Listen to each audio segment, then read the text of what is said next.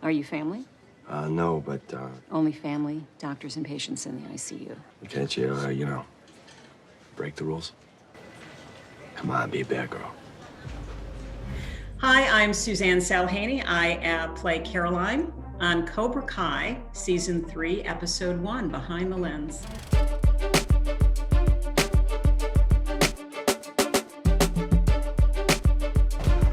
Two dojos are at the center of this controversy.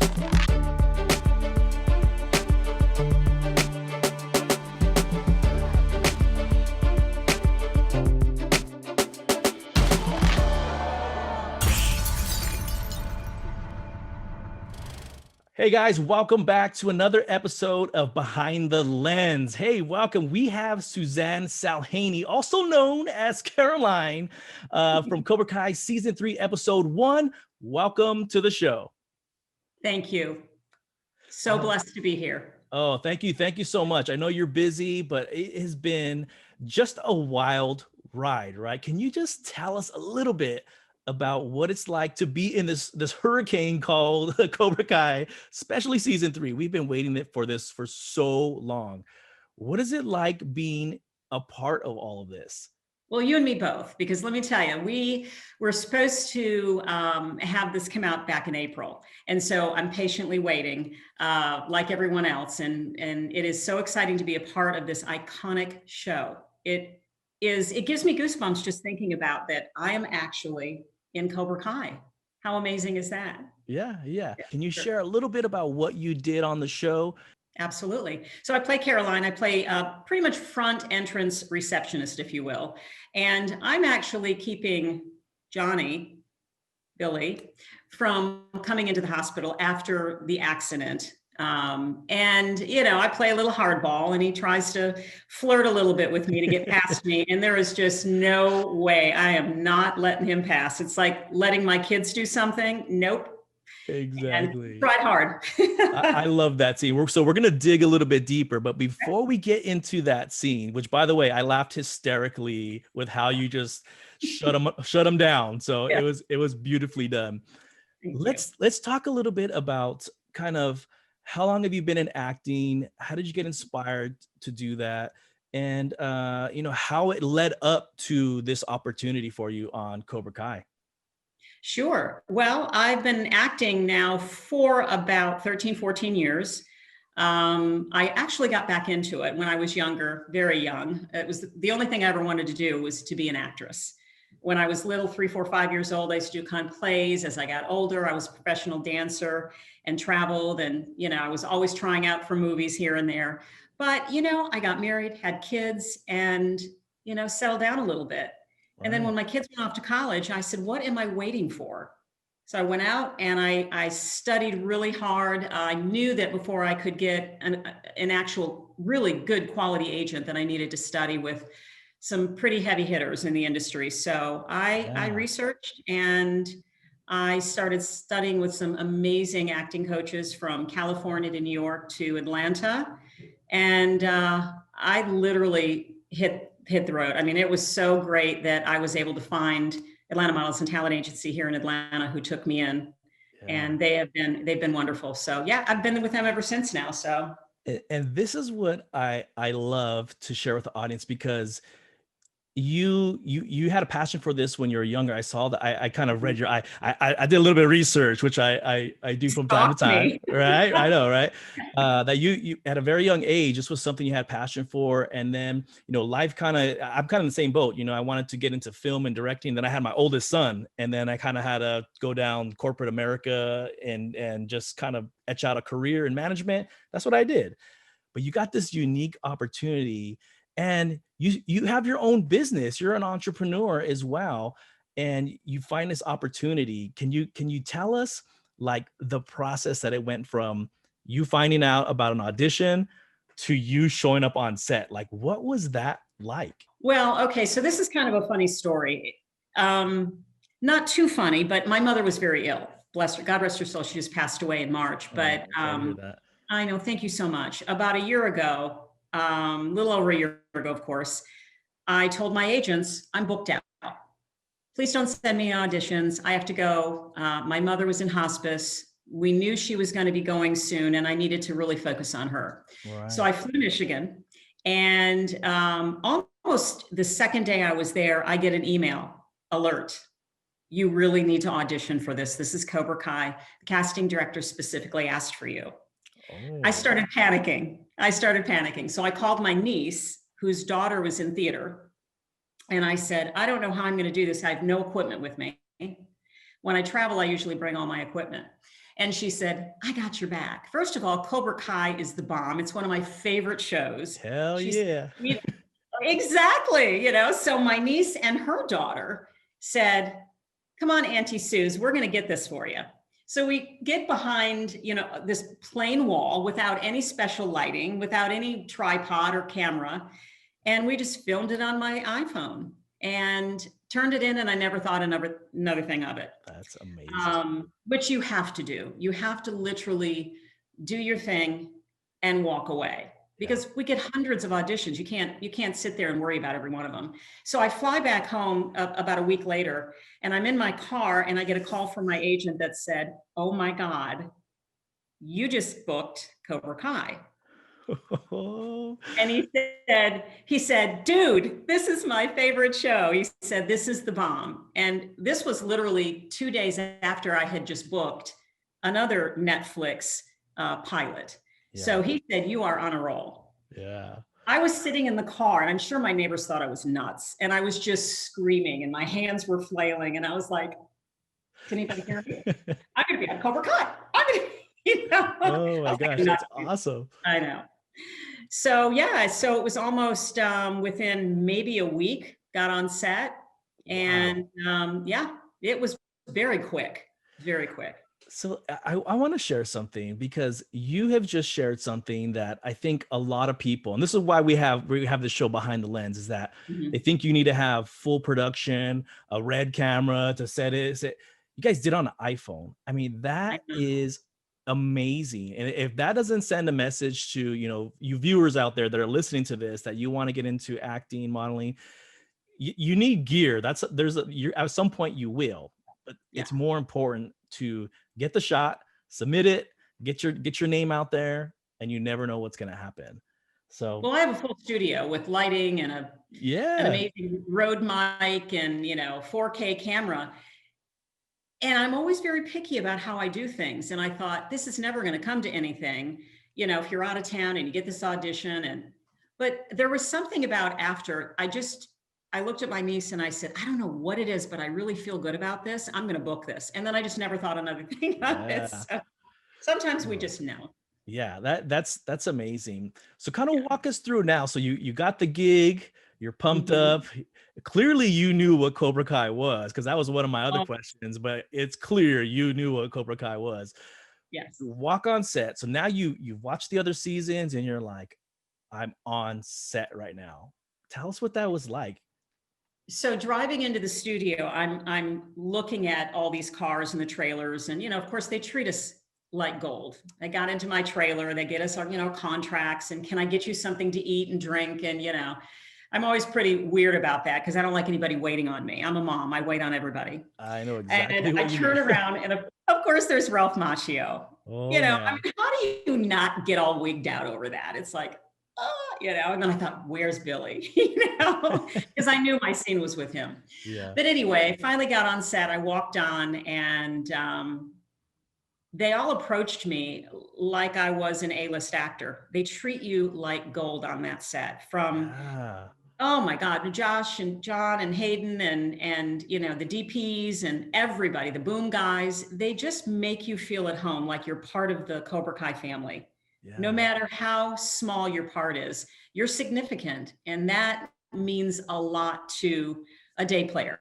That's basically what we are. If you don't have a series regular or, recurring, you're a day player. Right. So, they sit down and they talk to you and they kind of prep you and they ask you, is there anything that you need? I mean, who does that, Right. Being a fan, there's nothing more.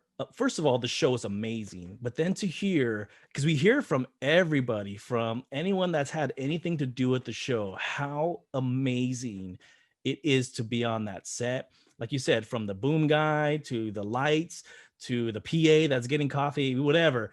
Everybody has been amazing. So being a fan, I mean, it only makes it that much more special to us to know that the team that is creating this really truly cares for the people that are involved. And I think we can see that on screen. And I think that's maybe the like the X factor, is that everybody is just so excited to be a part of it, and we see it and we get to enjoy that as a fan. That's true. It's so surreal. It really is. And it's you walk on and you have this expectation of that, well, here's, Ralph, and here's, Billy, here's the director, and, but they really do make you feel like you're on their level. And for somebody that, like myself, a day player that day, sometimes it's a little intimidating. Oh, yeah. I didn't feel scared. I didn't feel anything but the excitement of let's roll. Let's get this be going. Yeah. That's so cool to hear. And I mean, that's the kind of stuff that we want to know about, like what that experience was like. So let's get into your scene now. Let's walk us through the scene. How much time did you have to prepare for it? How did you get kind of ready for it? And then kind of just share what happened in that scene. Well, like I said, we got there and there was a scheduling problem at the beginning. So I actually sat in my trailer for several hours. So I had a lot of time to prepare. Yeah. And I had a lot of time to, walk out of my trailer and see some of the other actors, the Atlanta actors that were there that I knew, which was amazing because everybody's hugging each other pre-COVID, of course. Yeah. And congratulating and, there was probably 4 that day that were actually from Atlanta. So it was wonderful. And, they talk to you and they ask you questions. Is there anything you need? So, you're well prepared, which is wonderful. They don't leave you hanging in any which way. So yeah, it's pretty amazing. And it's just an incredibly professional environment. That's awesome. Yeah. That's awesome. Yeah. So now you're getting ready for your scene. How did it feel with having Billy across from you? Walking in, I won't lie to you. I'll tell you at first, I saw William Zabka, and it was like a deer in headlights. Yeah. Because, here's this guy from The Karate Kid, that I watched when I was younger, and my children watched it, and he just said, "Hey, how's it going, Suze?" Yeah. And I said, "Good, I'm good. You ready?" "Yep, I'm ready." He's getting himself all made up with all the bruises and the blood and all that good stuff. So, I get behind the desk and we went right into it, and it was almost immediate. And we had some incredible takes. And, I know some people say, "Oh, we shot this thing 10 times. We shot it, this particular scene, we didn't have to shoot it very often. It was the second one where the blood was dripping on the paper and he came in and said, "I need to see a doctor." Yeah. That one was because it was different angles and they couldn't quite get the blood to splatter the right way. You know what I mean? Yeah. Come on, be a bad girl. Only family, doctors, and patients in the ICU. You're no fun. As an actor, you never want to just stop the scene. Yeah. You just keep on going. You got to just roll with it, right? You got to roll it. I mean, I kind of on the corner of my eye, I'm looking at, I think it was Josh or John or one of them. And he's just like, "Don't even smile. Don't give in. Just keep it up. Break character. Don't break character. Well, that's the one thing they teach you. Yes, absolutely. It was pretty funny though, because it caught me off guard because he leaned in real close and he kind of did the wink and, "Come on, baby, be a bad girl." I know. That's actually, oh my God. I remember watching that scene and my first thought, because we know that he's kind of been drinking, he just got out of jail. My first thought was, man, I wonder if your reaction is because like, whoa, you need to take a shower, brother, because you like smell like alcohol. That was my first thought, is that was your reaction because he was kind of like, he had a rough night, or maybe a couple of rough nights in a row. Yeah, it was a couple of rough nights. No, I think my reaction, it was incredibly real because he really did catch me off guard. That was not something that was in my sides. Yeah. So when he did it, kept going.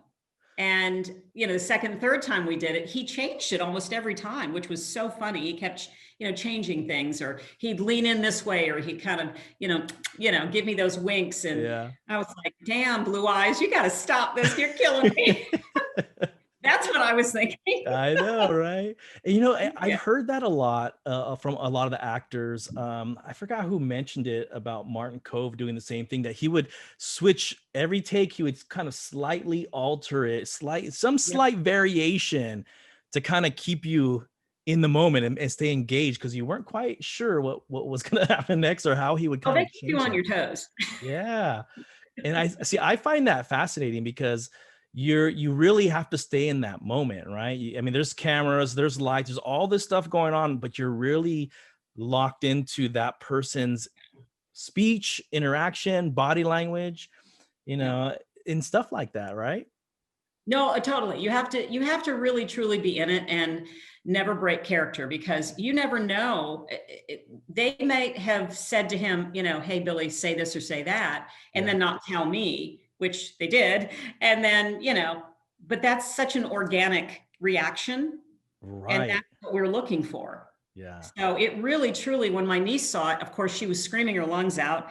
She said, I'm the one that taped you for that. She was so excited. And so she was texting and blowing up my phone. And she said, that was really good. And I said, well, were you shocked? And she goes, I really pick things apart. And she goes, when I saw you, I really saw that person who was giving him hell, giving him a hard time. Like, you were not going to take crap from him. Yeah. I was like, well, good. That's kind of what I was like, man, she just put Johnny in place. I agree. Amazing job. How did your, friends, family, when they started seeing this, I mean, what's been their response to you? Well, I'll tell you, we were told that it was coming out January 1st. And that it was going to be at 3 a.m. And about 1 o'clock, I just couldn't keep my eyes open. So I fell asleep, woke up incredibly early, turned it on, cried when I saw it. I did. I cried. And then my phone just started blowing up. I mean, I had Facebook, I had Instagram DMs, I had Twitters, it was really kind of crazy. Text messages all day from people I hadn't seen or heard from in a really long time. So it was pretty cool. Yeah. It was a lot of love. Oh man. What was it like working with the creators? Hayden, Josh, John, what was that? Because I didn't realize until I did a little bit I never realized that the three of them are actually directing it together. I don't know why I didn't put that together, but all of them are directing together. What was it like? They were there that day, all three of them. It was unbelievably surreal. And it was just a blessing to be able to work with the creators. And, that's so cool. Very cool. Very, very wonderfully, the set was amazing. To me, I really love to see actors, producers just branch out into so many different projects. And I think that sometimes we only see an actor or an actress in this one role, but there's so many other things that they do. And so I'm always fascinated to learn what other projects are going on. So. No, well, thank you for asking. I appreciate that. Like I said, the week that I had booked Cobra Kai, I had also just booked Teenage Bounty Hunters. And so that was a really big, show that was coming up, and it was a buzz. It was, that's going to be the new this show and that show. And that's on Netflix as well. So I actually filmed within a month from each other. So that was really cool. That is so cool. So part of this show, like I really want people that either want to get into acting or modeling or directing or, just anything that they want to do, any passion that they want to pursue. What advice would you give them to chasing their dreams, chasing their goals? That's a great question. Being tenacious, never giving up, never letting anyone tell you can't do it. Because honestly, if I had a nickel for every time somebody said, why are you doing this? You are at the time, you were in your 40s. What would make you think that you could ever do something like this? And I said, I spent a lot of years doubting myself. I was a professional dancer for many years, and people would say, well, you're not this body type, or you're not that body type, or you're too old, or you're too young. And listen, we have enough things going on in this world that tell us no, go out for what you feel and never, ever give up, whether you're a singer, dancer, any type of musician, entrepreneur. I was a single mother for many, many years, and raising my kids alone. I started a real estate company on my own. I've had people in the past tell me, "Why would you think you can do that?" Yeah. I don't quite understand why people, are such as we call them haters, but maybe it's just jealousy, insecurity. But that has never, ever, ever stopped me personally from going after one of my dreams, and that's how my parents raised me. Wow, So. that's amazing. I mean, you pretty much summed it all up. Like, you have to have passion, you have to have commitment. And the truth is, sometimes the people that we have closest to us are the ones telling us you can't do that. And it's just true. That's why you got to surround yourself with like-minded people that have the same hunger that you have, that have the same passion that you have, because they become your soundboard and saying, go get it, go do it. It's not impossible. Even doing that at any age. That's why I find your story so fascinating, because I'm kind of on the same path where I walked away from this corporate America career that was making a lot of money, but I wasn't happy. I was not happy doing that. And it was time to make a change. And so hats off to you. Like, you are setting an example. What do your kids think about all this? Like, wow, look at what mom's doing. They think it's interesting. At first, my son was real skeptical. He didn't really understand the process. He was worried that I would be taken advantage of. Don't get into an agency. Don't pay them any money. And I was like, it's just not how that works. There's a lot of scammers out there. But they think it's pretty cool. I have 2 adult children, and my daughter just texted me yesterday. She said, "Mommy," she said, "I'm so proud of you. You did so good." And she said, "I know how hard you've worked, and because I will tell her, I have an audition today and it's for this or that, and I'm really nervous." And she'll say, "You got this, girl." Yeah. So there's a lot of really great people behind me, my family and friends. It's been amazing. And I'm really blessed to be able to say, that this is what I've done and this is what I've accomplished, even though there are hundreds of thousands of people trying to do the same thing.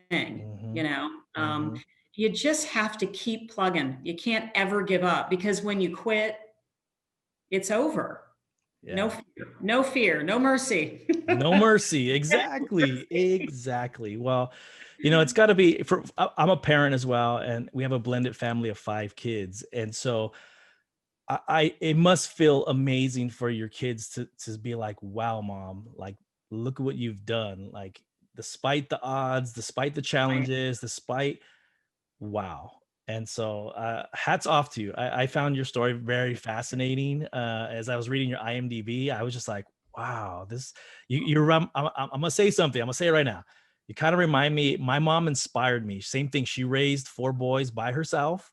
She went back to college, started working as a preschool teacher. She did all that stuff while raising us by herself. So I'm a huge, like, you set the example for your kids. Like, you really, really do. And so I'm inspired. So that's my. Well, I'm proud of you. I mean, I know you said you had 5 children.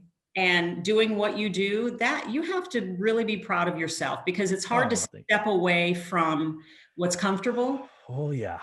Yeah. But you know what? I'm very proud of you. You're doing really well. I'm so honored that you even connected and put me on your show, because it just means a lot to me. And it's, especially with what's going on with Cobra Kai, and just the following is so incredibly amazing. Yeah. It's not that I didn't expect it, but the #1 show on Netflix. Yep. Wow.